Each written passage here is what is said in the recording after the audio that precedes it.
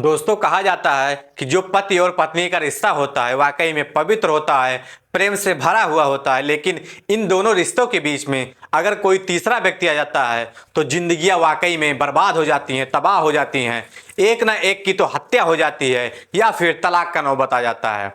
आज की कहानी में कुछ ऐसा ही होने वाला है। दो पति पत्नियों की जिंदगी ऐसे आराम से कट रही थी, लेकिन एक व्यक्ति की एंट्री होती है और जब उसकी एंट्री होती है तो जो होता है वाकई में चौंकाने वाला होता है। तो दोस्तों, गुड मॉर्निंग, नमस्कार, सत श्री अकाल। एक बार फिर से आप तमाम लोगों का स्वागत है स्टोरी बाय क्राइम 100 की इस एपिसोड में। उम्मीद है कि पूरी फैमिली अच्छी होगी, अपना और अपनों का ख्याल रख रही होगी। दोस्तों, आज की जो सच्ची घटना मैं आपको सुनाने जा रहा हूं, यह सच्ची घटना उत्तर प्रदेश में एक जिला लगता है गाजियाबाद, और यहीं पर एक लड़का रहता है जिसका नाम राहुल होता है। उसकी उम्र लगभग 25 साल के आसपास होती है। वह पढ़ाई लिखाई करके एक अच्छी कंपनी में नौकरी पा चुका होता है और कंपनी में नौकरी करता था। गाजियाबाद में ही उसकी ड्यूटी लगी थी, तो वहीं पर वह रहता था। जब घर पर छुट्टी में आता था तो घर वाले बोलते हैं कि बेटा अब शादी कर लो, क्योंकि काफ़ी टाइम हो चुका है, नौकरी भी पा गए हो। तो राहुल को भी लगता है कि क्यों ना शादी कर लूं। और घर वाले बगल के ही गांव में एक माधुरी नाम की लड़की होती है जो कि पढ़ी लिखी होती है, उससे शादी तय करते हैं और दोनों की शादी हो जाती है। जैसे ही शादी होती है, लगभग 8 महीने बीतने के बाद राहुल बोलता है माधुरी को, मैं अपने साथ गाजियाबाद ले जाना चाहता हूँ। तो घर वाले, परिवार वाले बोलते हैं नहीं, घर पर नहीं रहने दो, थोड़ा टाइम बीतने दो, बच्चे हो जाएंगे एक दो, फिर अपनी पत्नी को गाजियाबाद ले जाना। राहुल बोलता है कि मैं गाजियाबाद में सुबह शाम खाना बनाना पड़ता है, फिर ड्यूटी जाता हूँ, 10 घंटे की ड्यूटी होती है, तो बहुत ज़्यादा काम पड़ जाता है। अगर माधुरी वहाँ पर रहेगी तो खाना बना देगी, जो रूम का कार्य है वह कर देगी, तो हमें थोड़ा सा आराम मिल जाएगा। तो घर वाले भी सोचते हैं कि इतना दिन तो अकेले ही बनाता था, अब शादी हो गई है तो क्यों ना माधुरी साथ में ही चली जाए। तो घर वाले इजाज़त दे देते हैं। अब राहुल माधुरी को ले करके गाजियाबाद में चला जाता है। वहां पर किराए पर एक रूम लेता है। सब कुछ सही चल रहा था, पति पत्नी प्रेम पूर्वक रहते थे। राहुल रोज सुबह अपने ड्यूटी चला जाता था, संडे की छुट्टी रहती थी, सब कुछ सही चल रहा था, खुशी पूर्वक रहते थे। थोड़ा टाइम बीतता है, राहुल पैसे कमाता है। अब वहीं पे एक सोसाइटी में फ्लैट खुद का खरीद लेता है। जब फ्लैट खरीद लेता है तो वहां पर शिफ्ट हो जाता है। अब वहां पर और दोनों ऐशो आराम की जिंदगी काट रहे थे। माधुरी को रूम पर खाना बनाना था तो कुछ काम था ही नहीं, सिर्फ खाना बनाना था, कपड़े धुलना था, और जो भी काम होते हैं वह करती थी, इधर उधर से करती थी। और राहुल चला जाता था ड्यूटी। राहुल जो था सिर्फ ड्यूटी जाता था, घर पर आता था, उससे और कुछ चीजों से मतलब नहीं था। लेकिन माधुरी बाहर सब्जियां भी लाने जाती थी, जो भी काम होता था खुद ही करती थी।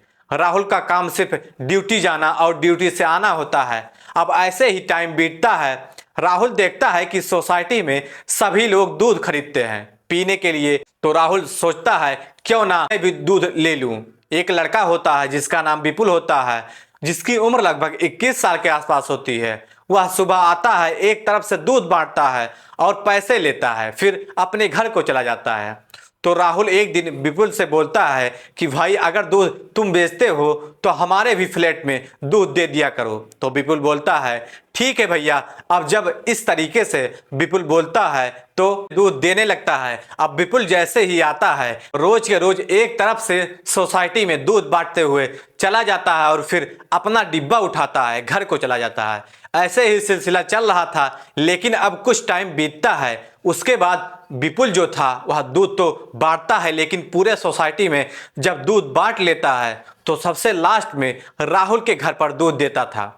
इसका कारण यह था कि राहुल के घर पर जब जाता तो माधुरी अकेली रहती थी और माधुरी बहुत ज्यादा बातें करती थी विपुल से। अब बात करने के चक्कर में विपुल को बहुत ज्यादा लेट हो जाता था। एक दो बार सोसाइटी वाले बोले कि तुम वहीं पर बात करते रहोगे, हम लोगों को लेट में दूध क्यों देते हो।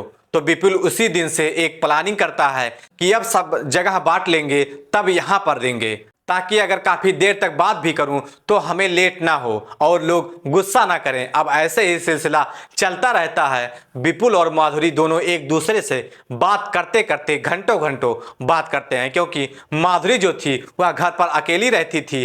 राहुल अपने कंपनी में काम करने के लिए चला जाता था। अब माधुरी घंटों घंटों विपुल से बात करती थी। धीरे धीरे दोनों की नजदीकियां बढ़ने लगती हैं। दोनों एक दूसरे से प्यार करने लगते हैं। दोनों एक दूसरे से शारीरिक संबंध में लिप्त हो जाते हैं। अब विपुल रोज रोज आता था। सब जगह कॉलोनी में दूध बांटने के बाद लास्ट में विपुल राहुल के घर पर दूध लेकर जाता था और दूध देता था और वहां पर घंटों रहता था, चाय पीता था। उसके बाद शारीरिक संबंध बनाता था और अपने घर चला जाता था।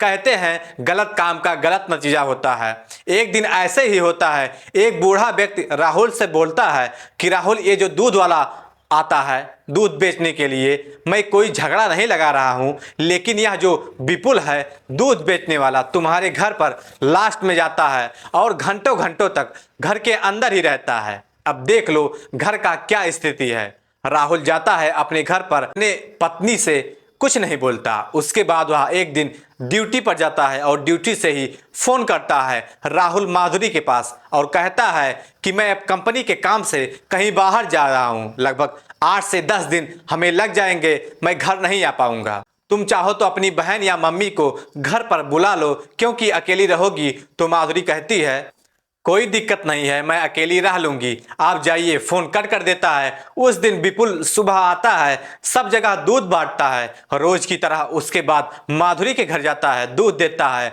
और वहां पर रुकता है। काफी देर तक बातें करता है, शारीरिक संबंध बनाता है। उसके बाद चलने लगता है। जब चलने लगता है तो माधुरी बोलती है विपुल, कहीं मत जाओ, आज यहीं पर रुको, क्योंकि जो तुम्हारे मालिक है यानी कि राहुल, वह आएंगे नहीं, आज जा रहे हैं 8 से 10 दिन के लिए, तुम यहीं पर रहो, रात भर रहना, सुबह जाना। तो विपुल बोलता है ठीक है। अपनी बाइक ले जाता है, दुकान पर खड़ा करता है और लॉक करके फिर आ जाता है और वहीं पर रहता है। उसके बाद राहुल 4 बजे के आसपास अपने सोसाइटी में आता है, गाड़ी खड़ा करता है और कहीं बाहर ना जा करके अपने घर पर आता है और देखता है कि अंदर से मेरा दरवाजा लॉक है। तो कुछ नहीं कहता, खिड़की से जाता है और झांकता है।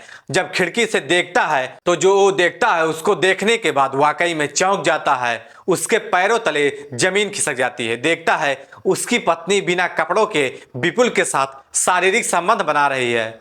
इस तरीके से देखता है तो चौंक जाता है और फिर दरवाजा खटखटाता है। जब दरवाजा खटखटाता है तो विपुल कहीं छिप जाता है बेड के नीचे। और जब अंदर जाता है राहुल की जो पत्नी होती है, जो कि बहुत ज्यादा परेशान होती है, राहुल अपनी पत्नी से पहुंचते ही बोलता है कि चाय बनाओ और उसकी पत्नी चाय बनाने लगती है। तो राहुल बोलता है माधुरी से कि तुम 1 कप चाय ना बनाओ बल्कि 3 कप चाय बनाओ।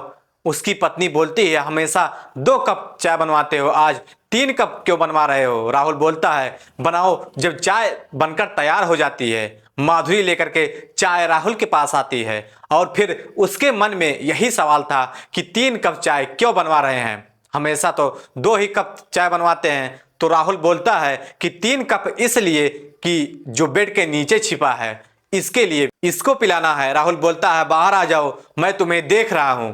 जब इस तरीके से बोलता है तो माधुरी के पसीने छूटने लगते हैं, थर थर कांपने लगती है। फिर तेज आवाज में राहुल जब बोलता है तो विपुल बाहर निकल कर आता है। विपुल कांपते हुए पैरों पर गिर जाता है। तो राहुल बोलता है पैर पर पड़ने की जरूरत नहीं है, तुम उठ जाओ सीधा और चाय पियो। जब इस तरीके से विपुल सुनता है तो वाकई में चौंक जाता है कि यह क्या कर रहा है, चाय मेरे को पिला रहा है। फिर राहुल जबरदस्ती करता है तो चाय पीता है। चाय पीने के बाद तुरंत वहां से भागता है, अपनी गाड़ी उठाता है, भाग जाता है।